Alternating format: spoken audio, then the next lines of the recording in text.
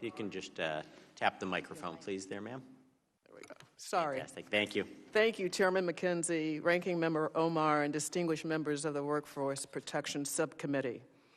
Thank you for the opportunity to appear before you today to discuss H.R.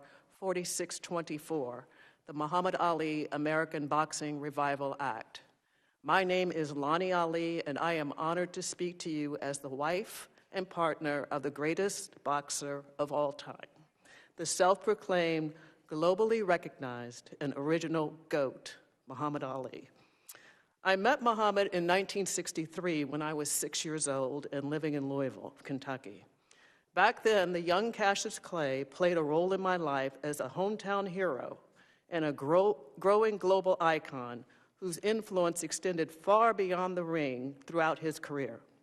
After his retirement for boxing, we married, and I stood beside him for more than 3 decades as his closest companion, advocate, and eventually his caregiver. Muhammad went on to become an Olympic champion and 3-time heavyweight champion of the world, earning numerous accolades, and including the Presidential Medal of Freedom in 2005 from President George W. Bush. Boxing gave Muhammad a platform to speak truth to power, to fight for civil rights, and to inspire millions around the world. He believed that boxing gave him the public platform to serve others, to be the voice for the voiceless. Muhammad often said, "Service to others is the rent you pay for your room here on earth." Needless to say, he lived his life practicing what he preached. He appreciated and utilized the immense platform boxing gave him to serve others and speak out about issues that moved him. Today, as co-founder of the Muhammad Ali Center in Louisville, I carry forward Muhammad's legacy of promoting respect, hope, and understanding throughout the world. The center serves as both a museum and a cultural institution, celebrating his global legacy, and as an educational institution that inspires young people to find their own greatness. This brings me to why I strongly support H.R. 4624. Congress has long recognized that boxing needs help. 25 years ago, Congress honored Muhammad by enacting the Muhammad Ali Boxing Reform Act to address corruption and other problems in boxing. These issues were not new to Muhammad, to Congress, or to the country. Indeed, in the 1960s, it was well known that the mob controlled much of boxing. In the late 1990s and the early 2000s, Muhammad and I were honored to work with the late and honorable Senator John McCain of Arizona to strengthen reforms throughout the Muhammad Ali Boxing Reform Act. 25 years later, boxing has suffered a steady decline in both popularity and integrity. Young athletes who might have once seen boxing as a pathway to success now face a system plagued by structural limitations, inadequate safety protections, and limited opportunities for fair compensation. One needs only to understand that HBO, Showtime, and ESPN have dropped boxing programming to know that boxing is in trouble. I was asked about this bill and felt a personal obligation to assess whether it would be good for boxing and for boxers.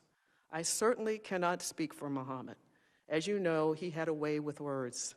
The perspective I bring is whether this bill reinforces Muhammad's life's work, and it does. In addition to injecting some much-needed competition into the current system, this bill has significant health, safety, and integrity provisions that will no doubt be good for the sport. These three elements are particularly meaningful to me.